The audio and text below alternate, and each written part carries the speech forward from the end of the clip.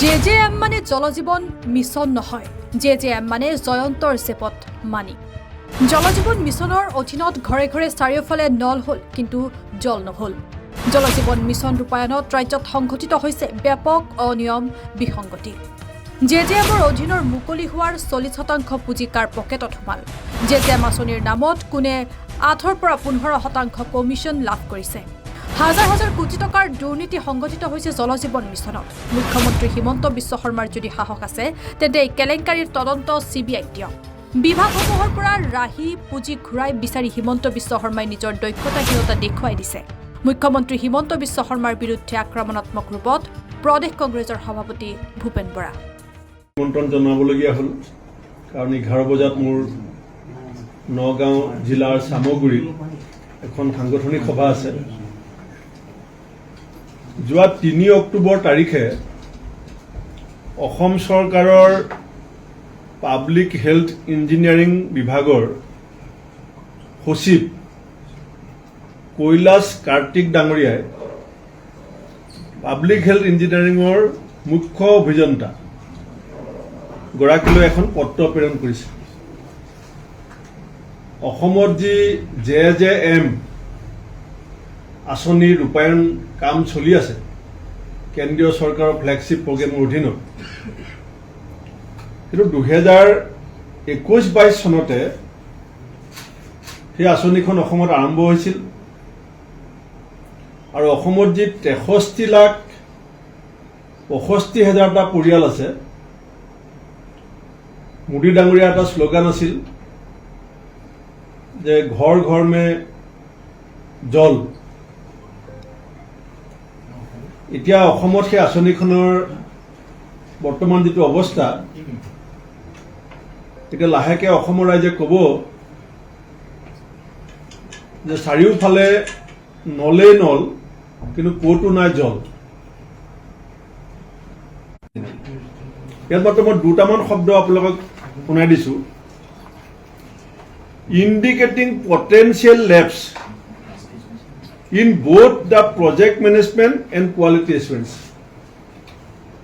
আপুনি শব্দকেইটা চাব, পটেঞ্চিয়েল লেপছ, অত্যন্ত বিসংগতিপূৰ্ণ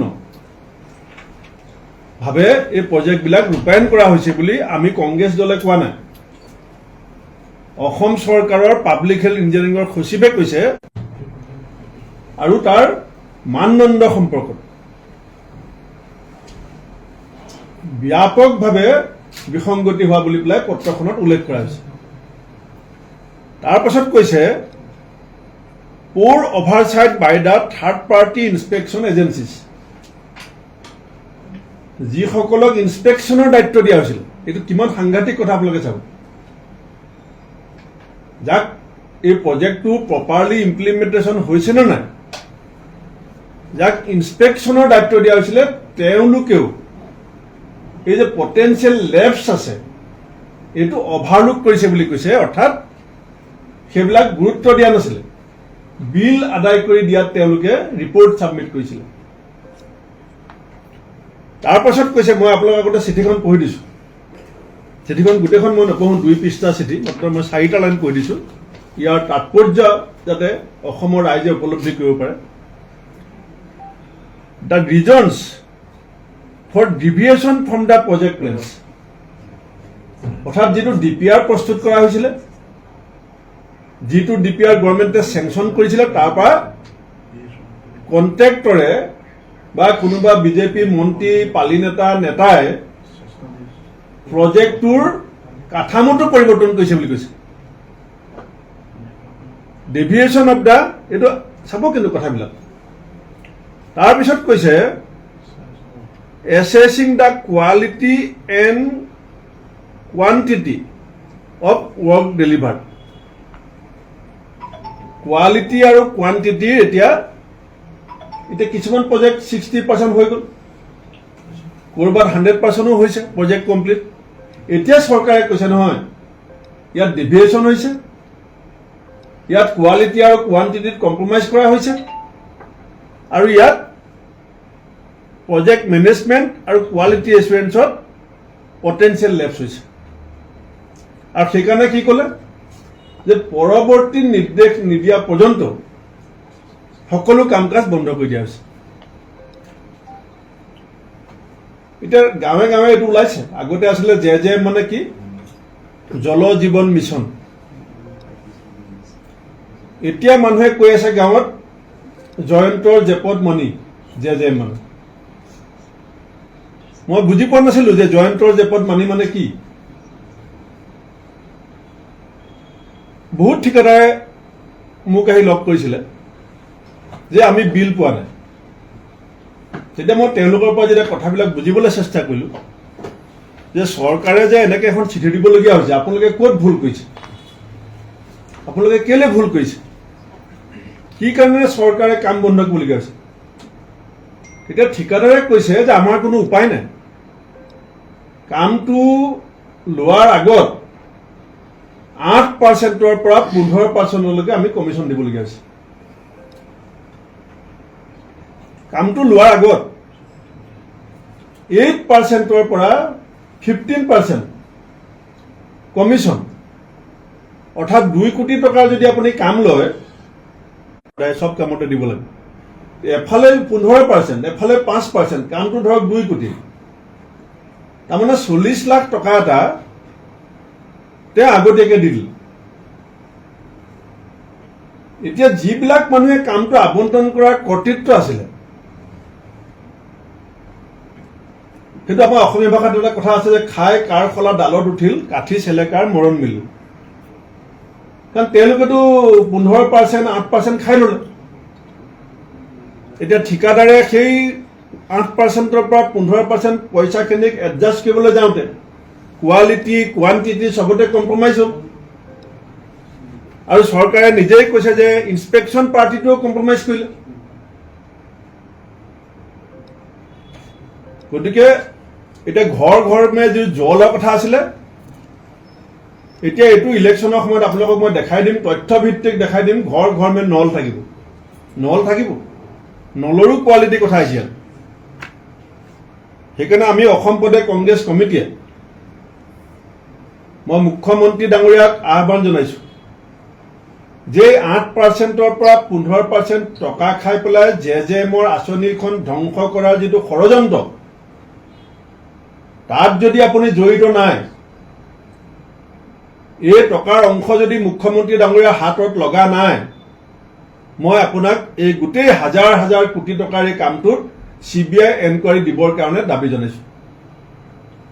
আপুনি অসমৰ ৰাইজৰ আগত নিজকে ধোৱা তুলসীৰ পাত বুলি প্ৰমাণ কৰিবলৈ হলে 64.35 লাখ মানুহৰ জীৱনৰ জল আৰু জীৱন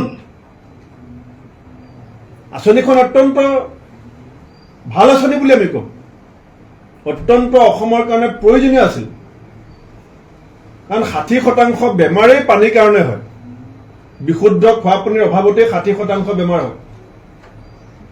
গতিকে এই গোটেই 63.35 লাখ মানুহৰ এতিয়া মাত্ৰ 10.75% মানুহে পাইপেৰে ঘৰত পানী যোগান পাই আছে। 6.67 লাখ এতিয়া অসমত আমাৰ চৰকাৰৰ দিনৰ পৰাই। হয়তো এতিয়া বিজেপিয়ে ক'ব যে কংগ্ৰেছে কি কৰিছিল, আমি কৰিব পৰা নাছিলো। আপোনালোকে বিজেপি অসমত চৰকাৰ থাকোঁতে এই আঁচনিখন কৰি সকলোকে পানী যোগানৰ আপোনালোকে দায়িত্ব লৈছিলে। বাটে বাটে চাইনবোৰ্ড, ঘৰে ঘৰে জল, ঘৰে ঘৰে জল। এতিয়া ঘৰে ঘৰে নল, ঘৰে ঘৰে নল চলি আছে। জল মানুহে খাবলৈ নাপায়। কোৱালিটি, কোৱান্টিটিৰ ওপৰত আপোনালোকে যিটো সন্দেহ প্ৰকাশ কৰিছে, এইটোত মানুহে এতিয়া ভয়ংকৰ এটা যান্ত্ৰণাত ভুগি আছে। লগতে ঠিকাদাৰসকল, এতিয়া ঠিকাদাৰবিলাকো এই যে কাম বন্ধ কৰি দিয়ক, এইসকল কোন? থলুৱা। আমাৰ হিমন্ত বিশ্ব শৰ্মাই বাৰে বাৰে কয় থলুৱাৰ লগত তেখেত আছে, খিলঞ্জীয়াৰ লগত তেখেত আছে, থলগিৰিৰ লগত তেখেত আছে। কেইদিনমানৰ আগতে চাকৰি ৰেগুলাৰ কৰাৰ নামত 20,000 শিক্ষকৰ দৰমহা আধা দৰমহা কৰ্তন কৰি দিলে। এতিয়া এই থলুৱা, খিলঞ্জীয়া, থলগিৰি ঠিকাদাৰসকলৰ আপোনাৰ মন্ত্ৰীয়ে, আপোনাৰ নেতা, পালি নেতাই 8% বা 15% খাই ল'লে, অফিচাৰে খাই ল'লে। এতিয়া 40% ফাণ্ড ৰিলিজ হ'ল এতিয়া বাকী 60% আনটিল ফাৰ্ডাৰ অৰ্ডাৰ এতিয়া কোনো সম্ভাৱনা ইয়াত নাই কাৰণ এই টকা নাহে এই টকা আহিব নোৱাৰে দিল্লীৰ পৰা কালি মুখ্যমন্ত্ৰীয়ে কি কৈছে যে কাম নহ'লে পইচা ঘূৰাই ল'ব লাগিব কাৰণ পইচা পৰি থাকিলে কণী নেপাৰে কালি মুখ্যমন্ত্ৰীয়ে কৈছে এইটো মুখ্যমন্ত্ৰীয়ে মানি লৈছে যে য'ত য'ত পুঁজি আবণ্টন দিয়া হৈছিলে বিভিন্ন কামৰ কাৰণে বিভিন্ন শিতানত তাত কি কৈছে মুখ্যমন্ত্ৰীয়ে কাম কৰিব পৰা নাই কাৰণে পুঁজিটো মই ঘূৰাই লৈছোঁ মই পইচা পেলাই থ'ম নেকি কণী পাৰিবৰ কাৰণে হিমন্ত বিশ্ব শৰ্মা ডাঙৰীয়া আপুনি মানি ল'লে যে অসমৰ বিভিন্ন বিভাগবিলাকক পুঁজি ব্যৱহাৰ কৰিবৰ কাৰণে আপোনাৰ যিটো চৰকাৰী নিয়ন্ত্ৰণ লাগে এখন প্ৰশাসন ব্যৱস্থাক নেতৃত্ব দিবৰ কাৰণে যিটো দক্ষতা লাগে সেই ব্যৱস্থাটোৰ ওপৰত আপোনাৰ নিয়ন্ত্ৰণহীনতা আপোনাৰ দক্ষতাহীনতা আপুনি পইচাৰ কণী নেপাৰে বুলি কৈ স্বীকাৰ কৰিছে আপুনি কি কাৰণে পইচা ঘূৰাই ল'ব বিচাৰিছে আপোনাৰ বিত্তমন্ত্ৰীয়ে কি কৈছে আমি ইউচি দিব লাগে ইউটিলাইজেশ্যন চাৰ্টিফিকেট দিব লাগে তাৰমানে the first priority of the state government is to collect Yuezhi যদি ইউচি দিয়াটো আপোনালোকৰ প্ৰায়ৰিটি হয় তে কমপ্লিশ্যন অফ দ্য ৱৰ্কটো আপোনালোকৰ প্ৰায়ৰিটি কিয় নহয় আবণ্টিত ধন যিটো আঁচনিৰ বিপৰীতে দিয়া হৈছিলে সেই আঁচনিখন সম্পূৰ্ণ কৰি পেলাই 100% টকা ব্যৱহাৰ কৰা ইউচিখন দিয়াত আপোনাৰ ব্যৰ্থতা আৰু আপোনাৰ নিয়ন্ত্ৰণহীনতা এইটো আপুনি মানি লৈছে অৰ্থাৎ প্ৰশাসন যন্ত্ৰৰ ওপৰত আপোনাৰ নিয়ন্ত্ৰণ নাই গভৰ্ণমেণ্ট অফ আছামৰ ছেক্ৰেটেৰীয়ে চিফ ইঞ্জিনিয়াৰক কৈছে যে পটেনচিয়েল লেপছ হৈছে আৰু ইনভেষ্টিগেশ্যন ইনস্পেকশ্যন টিমটোৰ কথা কৈছে যে দে কম্প্ৰমাইজ আপুনি ক'লে পইচা ঘূৰাই লৈছে কি নিউজ হ'ব লাগে পইচা কণী পাৰিব নেকি অসমৰ সংবাদ মাধ্যমৰ যিটো এটা সঁচা আপোনাৰ ব্যৰ্থতা চৰকাৰী বিষয়াৰ ওপৰত নিয়ন্ত্ৰণহীনতা প্ৰশাসনিক দক্ষতাহীনতা যেতিয়া প্ৰকাশ কৰে তেতিয়া আপুনি সাংবাদিকক ধমকি দিয়ে যে এইটো নিউজ কেনেকৈ হ'ব এইটো নিউজ কিয় নহ'ব অসমৰ নামত আবণ্টিত পইচা অসমে কিয় ঘূৰাই দিব আপোনাৰ ব্যৰ্থতাৰ কাৰণে আৰু অসমৰ এই যে প্ৰায় 50 লাখ মানুহে যে পানী খাবলৈ নাপাব তাৰ দায়িত্ব কোনে ল'ব সেইকাৰণে মই অসম প্ৰদেশ কংগ্ৰেছ কমিটিৰ সভাপতি হিচাপে আৰু অসম সন্মিলিত মঞ্চ সভাপতি হিচাপে আমি এইটো CBI এনকুৱাৰী বিচাৰিছোঁ আৰু CBI এনকুৱাৰী বিচাৰাৰ ক্ষেত্ৰত যদি মুখ্যমন্ত্ৰীয়ে সহমত প্ৰকাশ নকৰে আমি CBI অফিচলৈকে যাম আমাক সিমান পৰ্যায়লৈকে নিউজ ডেস্ক সৰুপথাৰ প্লাছ